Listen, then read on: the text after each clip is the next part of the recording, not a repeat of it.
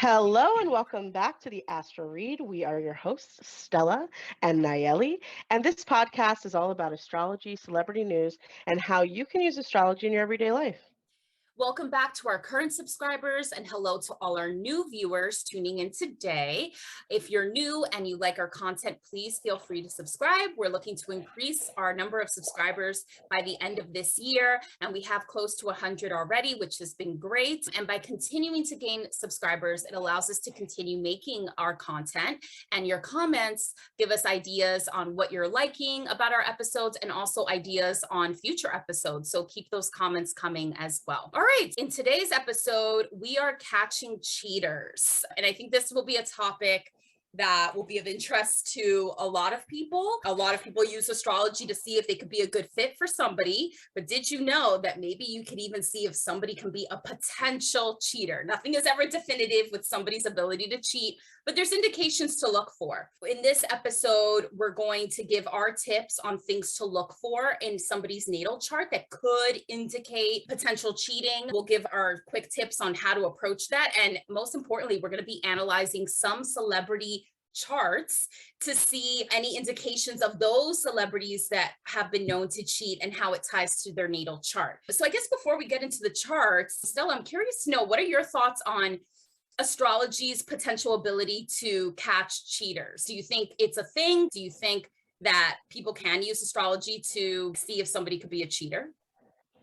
So, I just want to throw out just the blanket disclaimer with any astrology we analyze for entertainment purposes only, always. The second thing I want to say is cheating is different for men and women.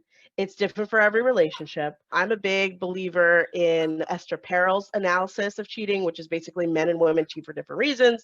Men cheat to stay in relationships, women cheat to explore relationships. But there's a lot of different, and I don't think that's her exact quote, by the way. That's the analysis that I have. And basically you have to take it with a grain of salt with astrology, because as with everything, I analyze your natal chart, but you have the free will to interpret and take those tips and to exercise them as you please. I really am a believer in using astrology to manifest a greater experience in life, in this life you're living. So, whether you have a strong Gemini because Mercury is in the same sign, whatever indications you have in your chart to make it better are the same indications sometimes that can make it worse, because you're ignoring your Mercury and Gemini and you're working in a career field, for example, that's totally unrelated to Mercury. Anyone with strong Mercury and Gemini should know maybe I should do something mercurial so I can take advantage of those signs. Now, with cheating, it comes down to how evolved a person is with their charts or with their manifested life. We can look at someone with something that Nayeli talks a lot about, with Venus in Gemini. Yeah. And that could indicate someone who likes multiple relationships or many relationships, especially if it's like Gemini in the seventh house type of energy, Sag rising. But what we want to make sure is that we look at, hey, this person with Venus and Gemini, do they have a greater understanding of love? Are they asking themselves questions about love? Because that's Gemini as well. That's mental game of love, the mental game of the exercise of relationships. Or are they out there just like, I'm going to explore relationships through the physical, through connecting through the raw energy of sexuality? And so then that attracts them to be these types of people who are going to go out there and be with multiple partners, whether it's polyamory and it's accepted by all partnerships, or they're just out there and they really want to know what every flavor is. And they just want to, that's their exercise in life. That could really be how Venus and Gemini manifest, that they want to explore the physical nature of sexuality beyond their monogamous relationships. But most of them wouldn't get into it if that was the case, because that's a whole other conversation. But what I want to make sure that you take away is, sure, your partner could have some of these indications, but you've got to see, hey, is my partner evolved? Is my partner capable of this? Is my partner looking to explore more? And then also understand, like, there are limitations for some people. Like, some people have a Neptune energy that makes them very vulnerable to attracting women who are predator, or men who are predator, who are, whether or not they're in a relationship, I'm going to make them cheat, which is the case with one of the charts we're going to analyze. I'm going to make this person cheat, or I'm going to find a way to get into this relationship with this person. And from that sense of, and I say predator not in a negative, oh, they're evil, whatever, but definitely in a way like, you know that this person is in a relationship, but yet you are still after them. And when you see that in a chart and you're the only person that they're with, maybe you should ask, are they in another relationship?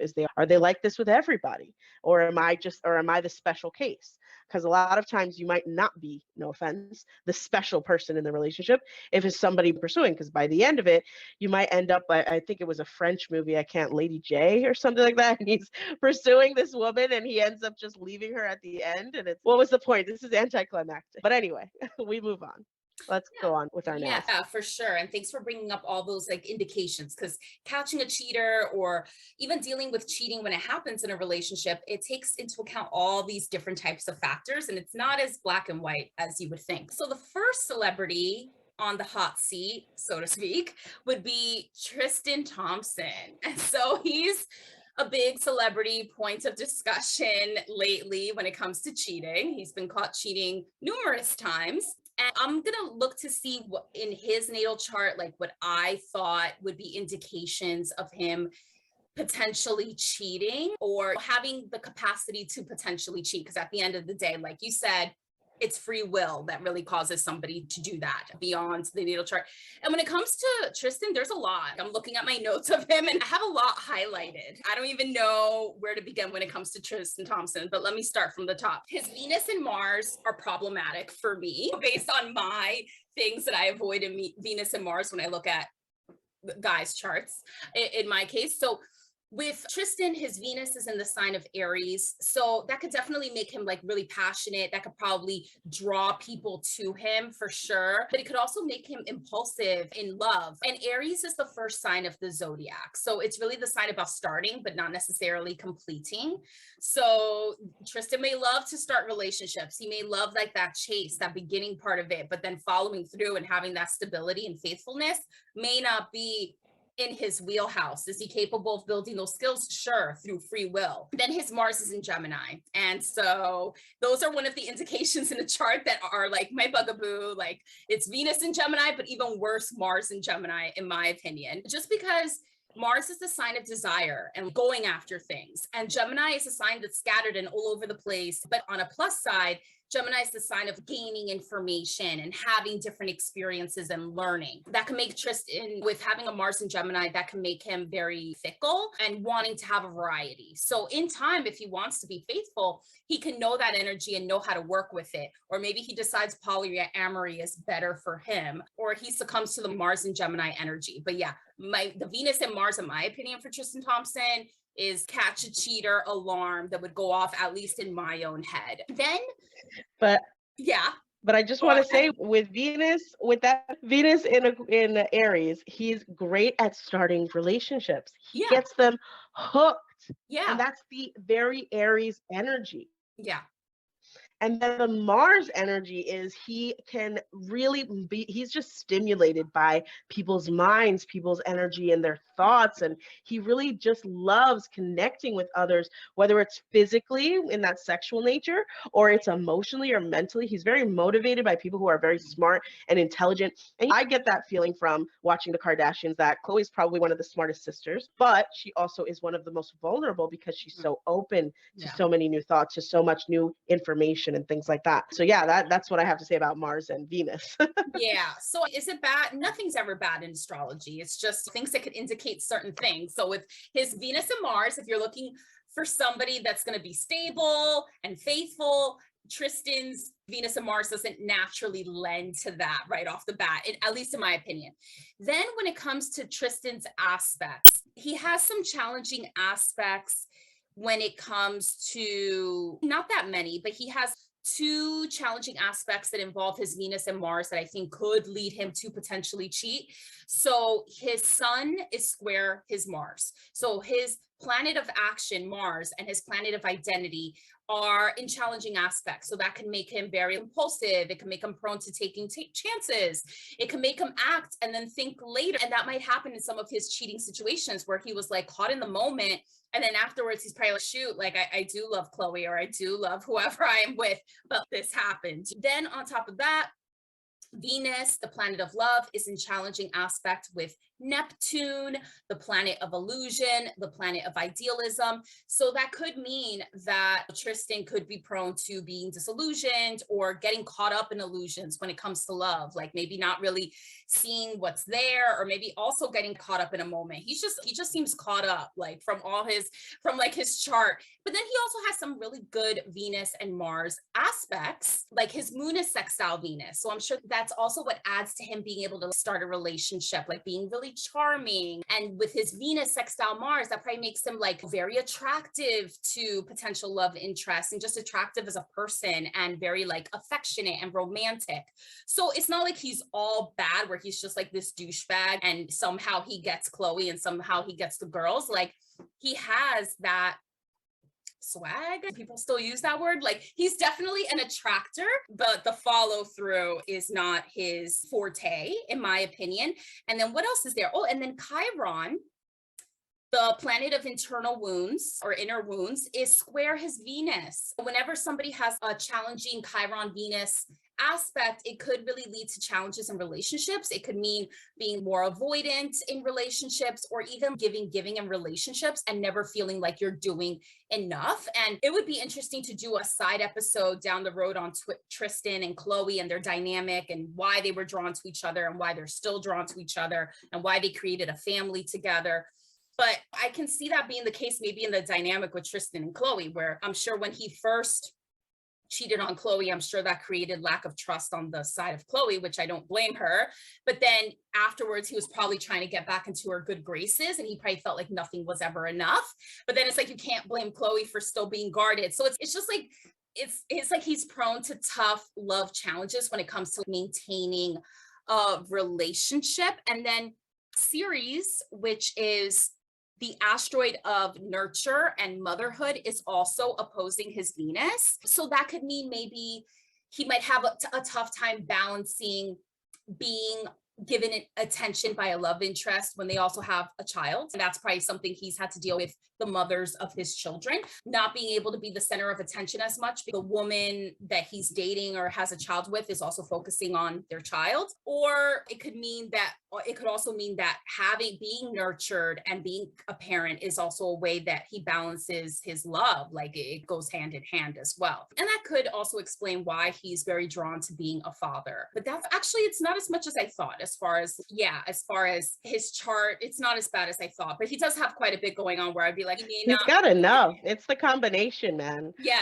that's what I keep saying. I'm like, it's not one indication, it's several. It's Venus is in Aries, and that lends to it. And Mercury is also in Aries, and that lends. And Aries energy is starter energy. It's not finisher energy. So it's very much not thinking about the consequences, Mercury and Aries, and not thinking about how his love interest would be affected by his decisions, Venus and Aries. And then, of course, there's two oppositions that I want to take note of, with Saturn being directly opposed by 1 degree to Jupiter. And it's this battle between opportunity and doing the right thing. And so his whole life is going to be about that, whether it's in his professional life or it's in his love life and his romantic relationships.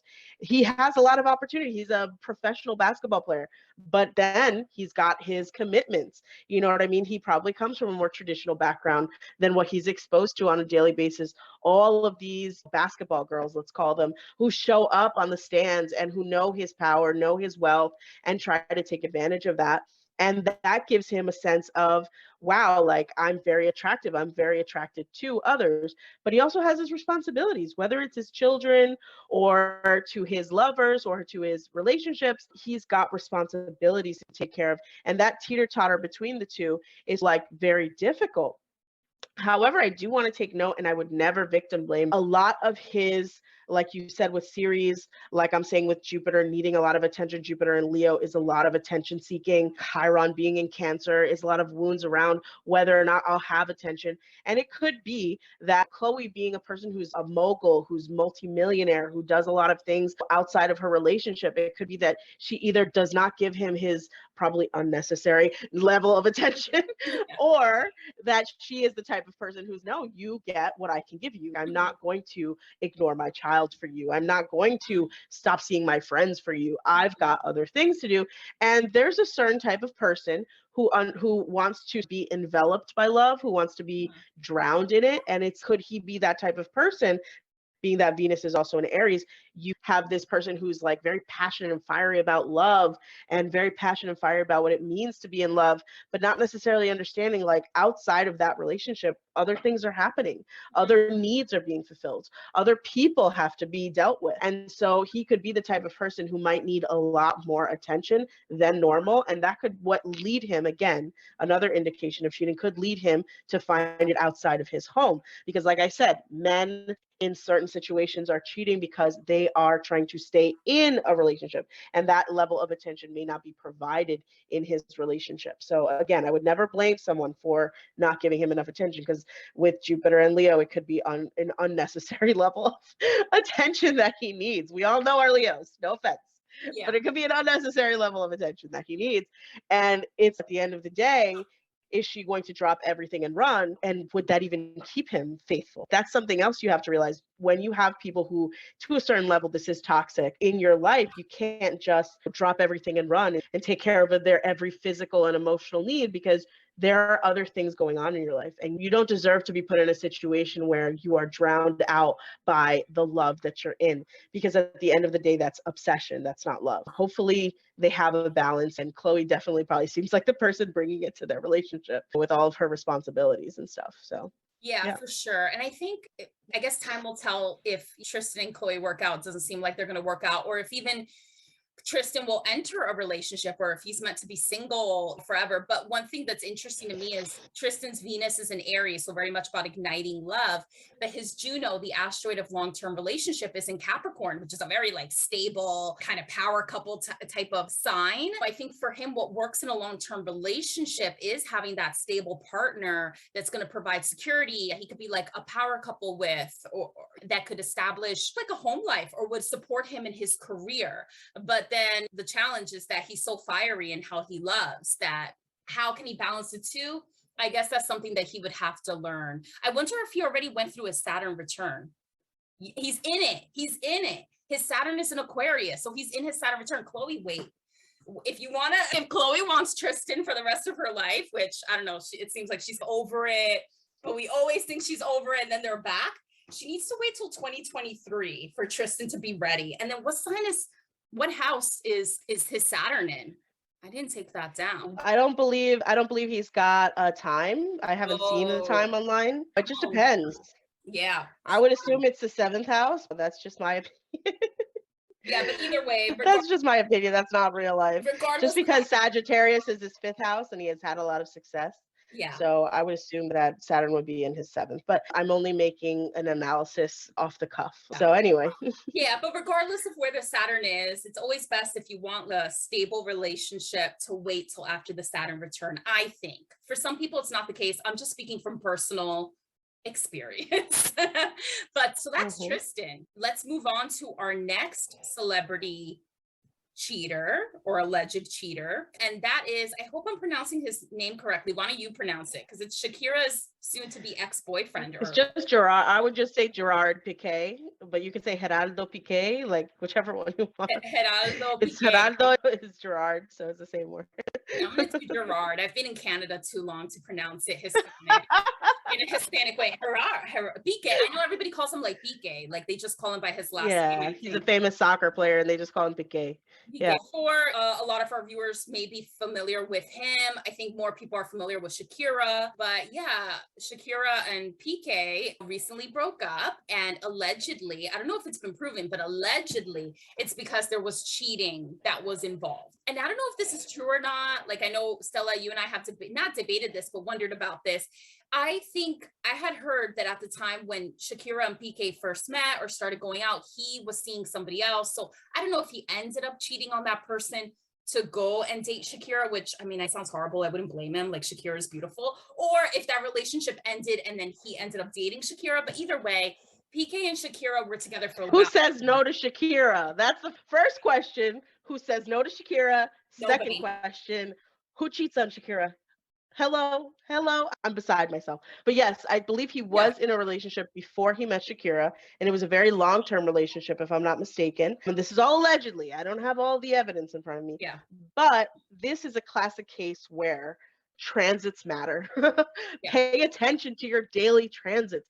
Get a calendar. I think I've downloaded something called Celeste, and it lets me know where the stars are, where the planets are according to the moment that I'm in. So when I'm really pissed off and I open the Celeste app, I'm like, oh, it makes sense. Mars is in my ex house. Okay.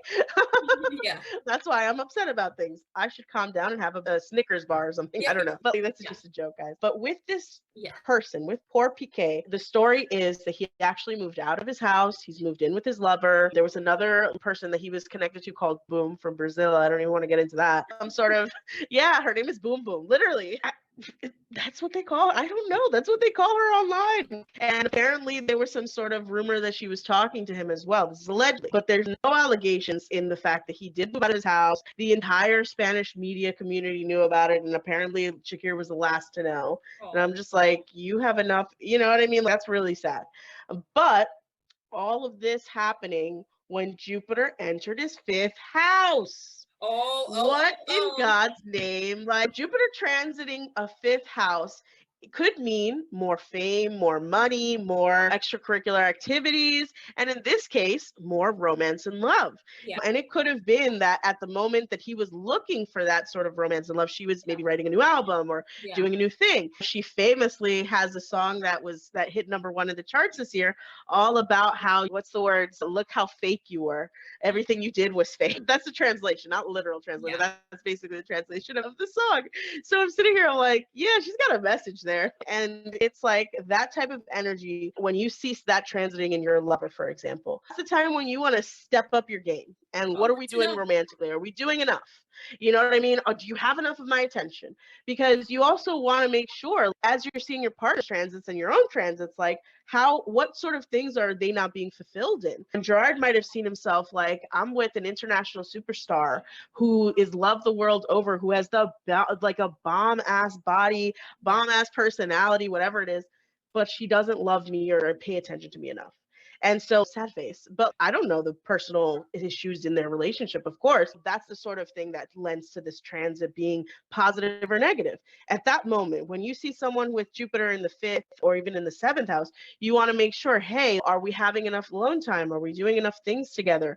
Are we doing enough romantic things together? And even then, personal free will is like ultimate problem. This person doesn't understand his own emotions. And even then, North Node and Mars and Moon are in that house. So it's connected to his emotional motivation and maybe feeling sexy as a person. That's the energy in his life because his North Node is in the fifth house. So his sexuality and his romance probably are center stage when it comes to how he's living his life. And does he have enough of a romantic life according to what his definition of it is?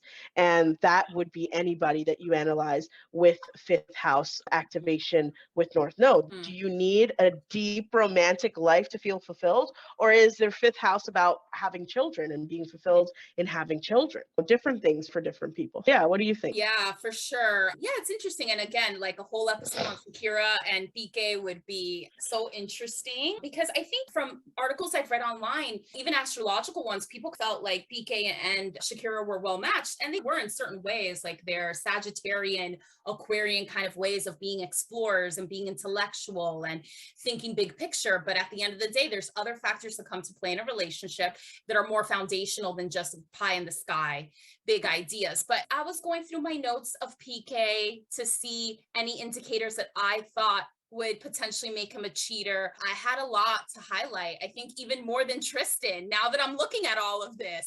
So I'm going to break it down. I'm going to break it down for PK. PK is an Aquarius, and I think Shakira is also an Aquarius. So yeah, they probably really saw eye to eye. But Aquarians also can be detached and they need their freedom and all that kind of stuff. So they can be very logical when it comes to how they approach relationships. Not so much ride or die, I love you at all costs. But again, a sun sign only tells so much about a person. You have to look underneath. But when it comes to his other planets, they really play a role in love and relationship, they're in air and fire signs. So his moon is in Aries. So I have a bugaboo against Mars and Gemini. If I see Mars and Gemini, I run because I already know from personal experience that's not going to work. Moon in Aries is also, I've been burned by moon in Aries. It burns dating somebody that has that. Like when somebody has a moon in Aries, their emotions, what they feel, all of that, it's all based on them. It's like they only have a me first perspective when it comes to what they're emotionally invested in. So they're not as, it's possible, but they're not as likely to think about, well, how would the other person feel? Or let me rack my brain to see how the other person would, the moon is all about emotion. So it's, yeah, moon in Aries, they're very me first, I think. That's just my take, And this one is moon in Aries at 0 degrees. So it's like he's just learning, oh, other people have feelings? There are consequences for my actions? yeah. That's literally the life of a moon in Aries. Yeah, don't even. If you have feeling in your soul and you date an individual that has moon in Aries, I wouldn't say run, but be cautious. Be very cautious. I would run, but I also I just don't have patience for anything anymore. So then we Just ask questions about how they interpret other people's needs, and definitely take them out on a date to see how they treat the waiter, because these will be people who do not care about other people's feelings, and it will be obvious, especially when they consider someone beneath them. Let's say wait staff. I'm not saying that's the case because I don't believe that, but they would see someone who's taking care of their needs as someone who's beneath them, and you would be very easy to see, hey, if he's easily treating someone like that, what would happen to me as their wife or their husband? That's like instant. You get an answer about who this person is with moon in Aries. yeah, for sure. And then getting to PK's Mars and Venus. Again, in my opinion, problematic, depending on what Shakira's chart is, which that's a whole other episode. But PK's Venus is in Sagittarius, which could make him very optimistic in love. It could make him even very not compassionate, but loving in a sense. Just, yeah, nice in love, because Sagittarian, I'm a Sag rising. Sagittarians, they're nice, but they're also very tell it like it is. And also Sagittarius is the sign of freedom. It's the sign of expanding horizon. So I'm sure when PK first met Shakira, he was at that time a famous soccer player, but probably not to the status that he is now because he was starting out in his career. And here he meets Shakira, who's an international superstar, and she probably opened a lot of doors for him, not only because of how famous she is, but just because of how intellectual and open-minded and interesting she is. So he was probably very drawn to that. But Venus, again, it's a fire sign. Venus in a fire sign. It's not going to be the ride or die if the conditions are not all to the liking of what he needs. Then Mars in Aries, his Mars is in overdrive basically by being in Aries. When I think Mars in Aries, I think actions that are taken for his own self-interest, actions that might be impulsive, do now, think later. And then his Jupiter is in Pisces. So he has Jupiter in its ruling sign. His Jupiter, the planet of luck, is in a really good spot. We don't know we do know what house it is in, right? Because we have his time of birth. So his Jupiter, it's in the fourth. Okay, so I guess Implicitus is in third, but whole signs fourth, I think. But yeah, that would give him luck. Yeah, it may not affect love life as much or directly. Probably would give him luck in his home and things like that. But Jupiter and Pisces, I can imagine somebody with such a strong Jupiter, they think they're just capable. And then his Venus is in the first house, which would probably make him very attractive because Venus is so pronounced with it being on the first house. I wonder how close to his ascendant it is. So 14 Sag, it's not super close. His Venus is not right on the ascendant, but it's in the first house. So it could either, with Venus being in the first house, it could mean that he could attract somebody that's very me, or he could be like that. But either way, that doesn't make for a natural environment of working together for the benefit of the relationship. So that's a challenge that I think he would have to face in long-term relationships. It's the ignition would be there, but making it last and knowing that a relationship, it goes beyond what you want. It's what the relationship needs. Taurus is on his fifth house, so he probably is romantic, very sensual. Fifth house represents love, but also creativity. His Venus is in Sagittarius and his seventh house has the sign of Gemini on it. So that could mean that, again, he probably needs an intellectual compatibility to be drawn to somebody, but it could also make him fickle in relationships. I also have Gemini on the 7th house, and I'm not that fickle in relationships, so it's not a lost cause, but there's just so much other air and fire when it comes to things indicating how he approaches love and relationships that it's just, yeah, like it could lead to just unexpected things. And then he has certain aspects in his chart, most notably his Venus conjunct Uranus. So his planet of love is right next to the planet of the unexpected. So it could mean that he meets a love interest in an unexpected way, or it could mean that unexpected love opportunities come about. And with his impulsive nature, he might act onto those unexpected opportunities that come his way. But I can go on, but those are just like some of the things that I noted in his chart. Yeah, and I'd like to add Yeah. at the tail end, like there's a lot of indications of a person who is either very selfish or very self-focused. It could be different. It could be that he is able to give to others, but it's like his needs would overcome or trump other people's needs.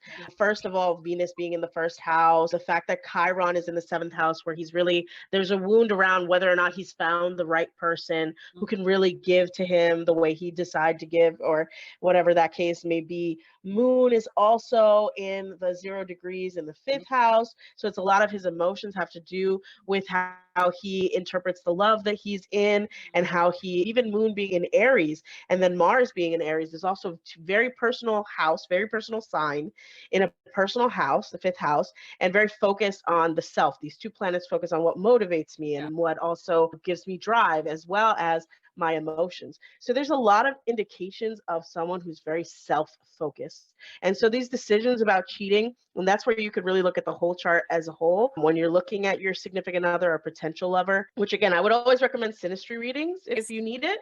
But at the end of the day, if there's a lot of indications of someone who's very selfish, definitely sit down with them, have a conversation, test them, ask them questions about what they think of others. He might be someone who likes the life of luxury, definitely with all those planets in Sagittarius in the 1st house, and is very happy to live in that sort of luxurious wealth type of energy, as well as having Jupiter in the 4th, which also indicates wealth. Happy to live in that, but then how does he look at those who serve him? How does he look at the people around him? How does he even look at his wife or his husband or their husband? Is that person just a person there to serve him and serve his needs and his purposes? And that's another thing with people who cheat in general. It's not so much about the cheating itself, but about the needs that they're trying to fulfill. And if it's someone who's evolved enough to tell you, hey, I don't feel like we're in a good place, can we work on this? Or is it someone who would just go and rent an apartment for their lover, like it is alleged Piquet did, and then go live with them and leave his home? You know what I'm saying? And like that, even saying that, I'm like, oof, that hurts. Like, how could he do this to such a person? But we don't know what's going on in the background. We don't know what it's like to live with Shakira. We have no idea the inner workings of their relationship. What we do know is we have a chart, and the chart indicates someone who has a lot of indications for being a little bit more selfish than other people. And this is another place, I think we spoke about Saturn in the 1st house in another episode, but Saturn in the 1st house also makes you question a lot. It makes you very worrisome. And when it comes to the fact that it's in a sign of the 1st house, which is a personal part of your chart, as well as conjunct the Venus and Uranus, you're going to have someone who's very focused on, are my needs being fulfilled? Do I feel like this is positive for me? And there's either not enough sex, or there's not enough emotional support, or there's not enough physical support, or it's just too dramatic, or there's just too much drama in my life, and I don't feel that it's worth, even if I have all this money, it's worth living this way. You have someone who would make that decision. But again, free will. Would they not work on it? Would they not find a way to help this person? Would they actually do it amicably instead of being immature, which unfortunately Moon in Aries doesn't indicate maturity either. Just throwing it out there, guys.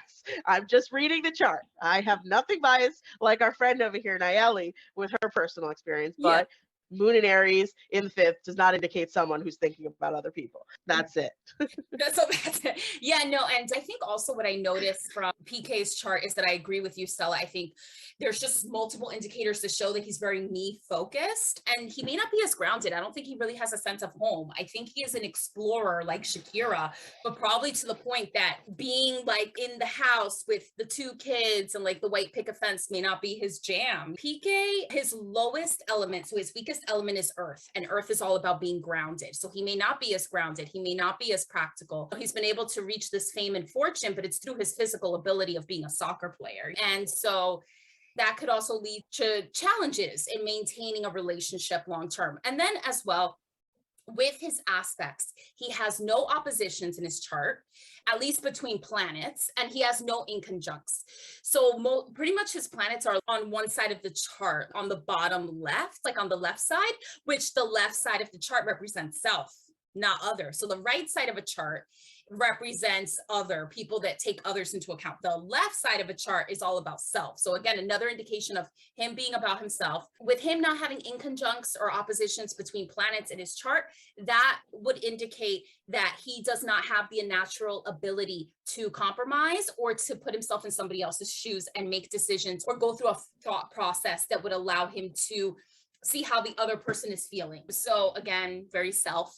And then he has two T-squares in his chart. So one of them includes his Chiron, which is in the 7th house of relationships, his Jupiter, which is in the 3rd house of local community and thought process and communication, and Saturn, which is in his 1st house of self. In his life, his relationships, his own needs, and also where he lives, his local community and how he thinks are gonna be at odds with each other at certain points. And the balancing act for him is the 9th house, which is all about expanding horizons. So him expanding horizons, moving on to the next thing is where he finds balance.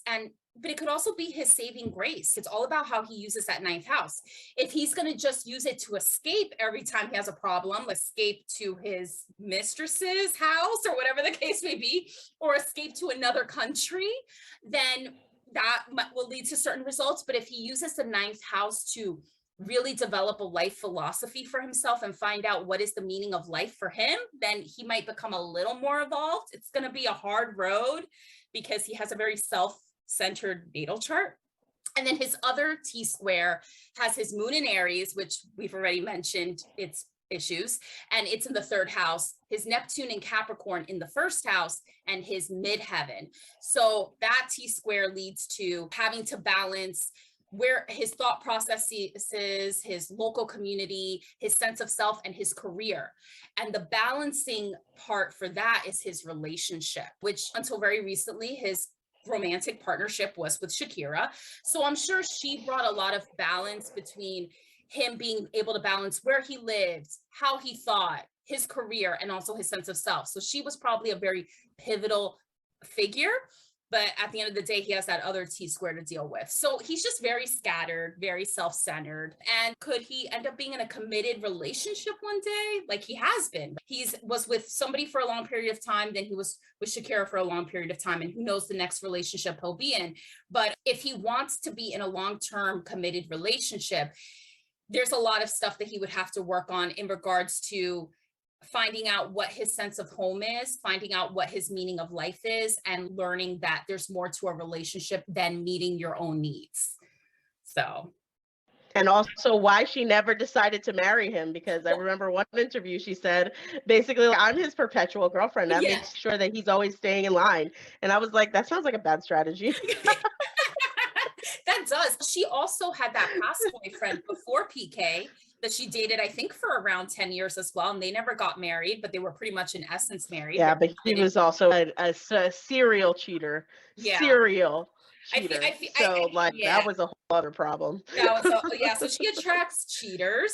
Who knows why? Or maybe we should just analyze her chart one day. Maybe we'll analyze hers and who's Tristanthompson's girlfriend, Chloe's, and also the next chart we're going to analyze, which is actually Amber Heard's chart. Yeah. So we could keep a little bit of balance. We'll analyze a woman's chart who's been allegedly in extramarital affairs. Yeah, but with Amber, it's interesting because I don't know as much about her extramarital affairs, but it seems like it's not so much that she cheats on her partner, but more predominantly, it's like she's the other woman dating a guy or a woman that is in a relationship already and she's like the side piece. You know what I mean? So what are your thoughts, Stella? Is she more like the cheater or is she like the perpetual side piece? We have another Aries activation in her chart. There's a lot of things going on in her chart that indicate cheating, but she's also got a lot of parts of her chart that indicate like illusion. So there's a lot of illusion around what she's doing. She's also got Jupiter in Pisces as well. So there's like a theme going on with everybody. A lot of If Aries is a lot of activated, mutable, yeah. Gemini is activated, and we had this whole discussion last time. Is she a Taurus rising or a Gemini rising? And it's if she's a Gemini rising, then Chiron's in her first house. There's so many indications, but with Amber, I truly feel like it's more of she's trying to live a life of freedom, especially with Saturn in the free house of Sagittarius. So she's pretty much, and it's retrograde. So she's pretty much rebelling against the structures of society and what it means to either be in a relationship or not. And we're looking at this from a completely different point of view. Like when we were analyzing her chart, we were comparing it to Johnny Depp and what's going on with them. But she's ever since that moment that they've had this back and forth, there have been a lot of questions astrologically. What leads to her doing all of this? What leads to her being this sort of malefic type of person? And it's just Mars and Neptune being together. I always say to people, like, there's a lot of illusion about what sort of power they have. And then there's a lot of illusion around how much power they have. So throughout the issues within her relationship with Johnny, it was always like, is she or is she not cheating on me? And so she would rein him in by making sure that he knew that everything was okay, allegedly. But at the end of the day, it was all figured out all throughout the relationship, whether it was with Elon Musk or whether it was allegedly with Cara Delevingne and all these other people. There's always been a question of her fidelity to Johnny Depp. And then there's the extra question, was she the one who broke up Johnny Depp's relationship or was it already broken up? Yeah. And so being someone who has, like we analyzed in the last time, Mercury in Aries, she really was someone who we were like, this is the type of person who's not thinking about others, who's not really able to conceptualize how her communication style is affecting people, and is going to be someone who ultimately her long-term projections are just not going to turn out the way it's just not going to come out the way she thought. But yeah, what do you think about her chart and cheating and things like that? Yeah, for sure. It's interesting because when I look at how people approach love, I look at the Venus and the Mars, and she has both in earth signs. So that right off the bat would give me an indication of, oh, when it comes to how she approaches love and sexual drive, it's probably very grounded. But then when you look at all the other things in her chart, like some of the things you've already mentioned, Stella, it almost counteracts or like negates the earthy Mars and Venus that she has. So she has her Jupiter in Pisces. Expansion is something that naturally comes to her because she has a very strong Jupiter, with it being in its home sign of Pisces. We don't know what house it's in just because we don't have her time of birth, but she's going to naturally attract luck.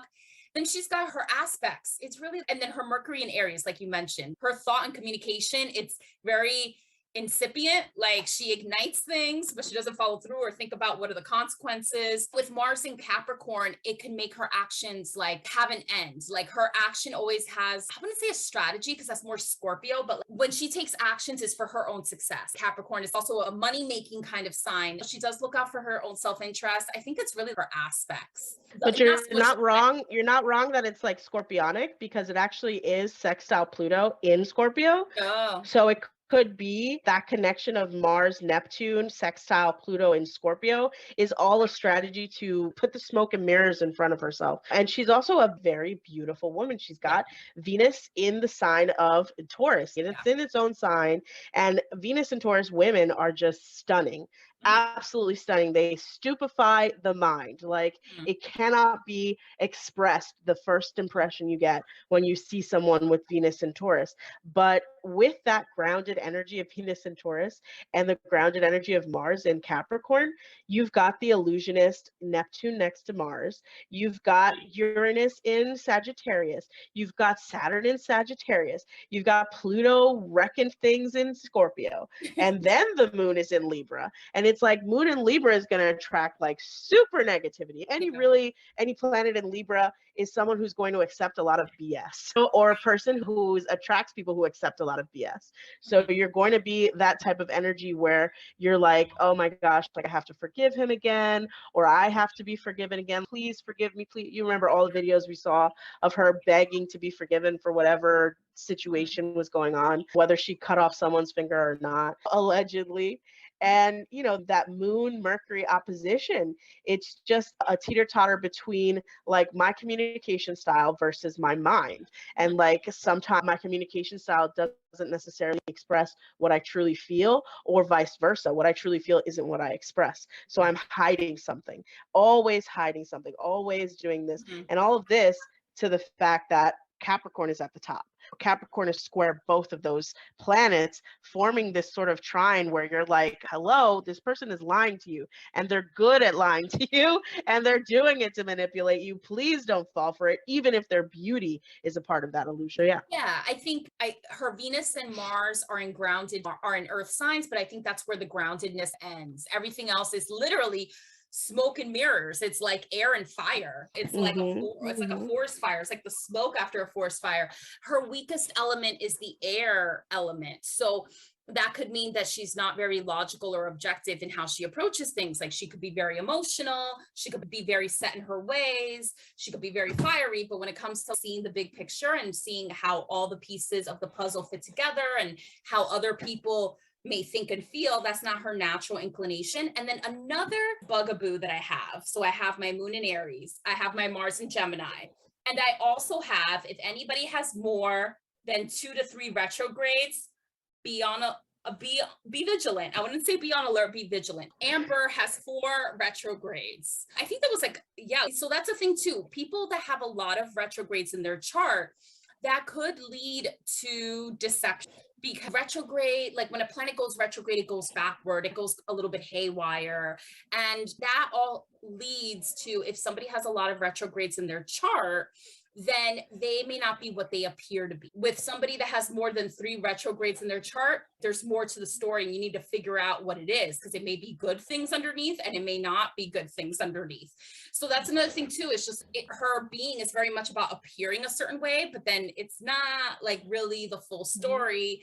And when you look underneath, there's confusion and possible deception and meeting her own needs as well. And so that could lead her to being open to having an affair, but I think more likely her being open to being that side piece if it means just doing what she feels like in the moment, or having some sort of advantage of being with an individual in power, regardless of whether that individual is in a committed relationship or not, and regardless of how that individual's significant other would feel about her, you know, about Amber being with their partner. So and I want to just say, the last thing I want to say about Amber is just like her North Node at the 29th degree of Aries. Aries is a very selfish energy. It's a very self-focused energy.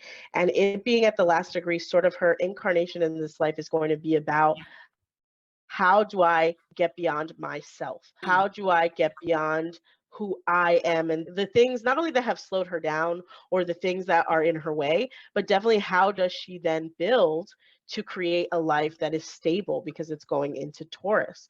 And so in this manifestation, she has the opportunity to look beyond herself, to look beyond her needs, to be able to evolve to the next level. And the grace is that she had a child, because a lot of indications in her chart say she knows what she has to fight for now that she has a child. And it's there more to life than the petty, lower level, lower kind of energy stuff that you've been involved in before. And that the world that you're building, where a lot of these rumors are centered around, whether it's underage people being taken advantage of, or the rumors around whether or not she's been manipulating people or using certain videos against people. There's a lot of different weird rumors that are going around that, if they're not true, it's horrible. Nobody would want that about them. But unfortunately, she's the person who has Like we said in the last video about her, she has Mercury in Aries, and her communication, whether it's from someone else or herself, is going to be difficult in this life if she doesn't learn. Make it about others. Focus on your philanthropy. Focus on how you can serve others, even if it's from a selfish perspective, how you can help other people. Focus on other people, because it's always going to come out wrong when you are trying to be the person getting ahead of others, etc. So yeah. Yeah, for sure. And that's the thing with natal charts, it gives you the starting point of a person, but at the end of the day, it's the person's free will to evolve past those things and move towards positivity. And the good thing too is the natal chart can also give indicators on the approaches people can take to evolve in the ways that will benefit them. And so if you want more information on Amber Heard and the context to a lot of the things we're mentioning about her, definitely check out our episode on Amber Heard and Johnny Depp, because that will give you like a little more context on the things we've mentioned today. But that's our third celebrity. And I also want to say, if you would like your own chart reading or synastry chart reading, please talk to either of us. Send us a message at Astronatic or at Bellastar Astrology. My expertise is in romance and in romantic relationship and evolution of your astrology to help you to better yourself as a person and to use the transits to your advantage, let's say. And then, of course, Nayeli is a deep focus diving into your chart. So hit us up if you would like your own chart reading. So, yeah, and I highly recommend definitely getting a synastry reading from Stella. I do it whenever I have a love interest, and it has saved me a lot of grief and given me a lot of perspective, regardless of whether it's doing a synastry on somebody I'm considering to date or dating, or somebody that I've broken up with and I want to get closure on. Either way, it's so helpful. So we'll wrap it up by giving our last takes. You've probably heard our interpretations of these three different celebrities, and there's a lot of things that we've put your way of indicators in these three individuals' natal charts that could have led to them cheating. But in a general sense, here are some tips to look for, because you're probably thinking, oh my gosh, is everything in a natal chart going to indicate that somebody's a cheater? And no, do not. Like Stella mentioned, learn more about your chart, learn more about your love interest chart, get a synastry reading. Nothing is ever set in stone. It's just like the foundation pieces, and it's conversation starters to have with your significant other on things to address. But my tips to look for in a natal chart to start thinking about whether fidelity or cheating may be an issue in the future is anything that's like any kind of sense of lack of stability in somebody's natal chart are things I look for. So if somebody doesn't have enough earth elements or enough of a fixed modality, that could lead to somebody that's wishy-washy. It doesn't have to, but it could lead to that. Also, in this episode and other episodes, we've talked about parts of the natal chart that could indicate somebody's like hurt or wounds, whether it's the asteroid Chiron or certain aspects of the chart. Looking at that can lead you to know if you or your love interest have any traumas that could lead them to approach relationships in a way that could be deceptive. And even if the indications are in a chart that somebody could be a cheater based on things you heard in this episode, does it mean that somebody is destined to be a cheater? Not necessarily. Free will is always the main denominator. And then on the flip side, if somebody doesn't have any of the indications of cheating in their natal chart, does it mean that they're still capable of cheating? Yeah, anything is possible. So we're catching cheaters in this episode, and we're giving you tools to get better at it. But anybody is capable of cheating. Some people just have more foundational tendencies to do it, but the best antidote to not so much end cheating, to end deception. That's the main thing, right? Because people can have extramarital things. That doesn't necessarily mean cheating.